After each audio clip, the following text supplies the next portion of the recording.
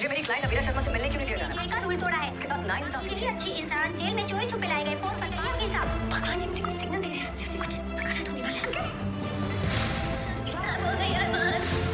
Serial ये रिश्ता क्या कहलाता है कि आने वाले एपिसोड होने वाले हैं ज़बरदस्त। जी हाँ दोस्तों, आने वाले एपिसोड में आप देखेंगे कि अरमान जैसे इंस्पेक्टर कहता है कि आप मुझे मेरी क्लाइंट से मिलने क्यों नहीं दे रहे, तो आगे से वो कहती है कि आपके क्लाइंट ने यहाँ के रूल तोड़े हैं। तो अरमान कहता है उसके साथ नाइंसाफ़ी हुई है।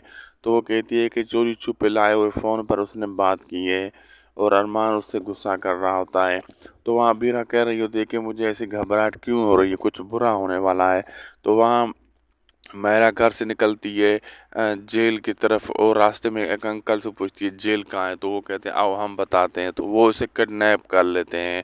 तो अरमान जैसे घर वापस जाता है तो चाची साहब से बताती है कि मायरा किडनैप हो चुकी है। ये बात सुनकर अरमान हैरान और परेशान हो जाता है। अब आगे देखना मज़ेदार होगा क्या क्या होने वाला है।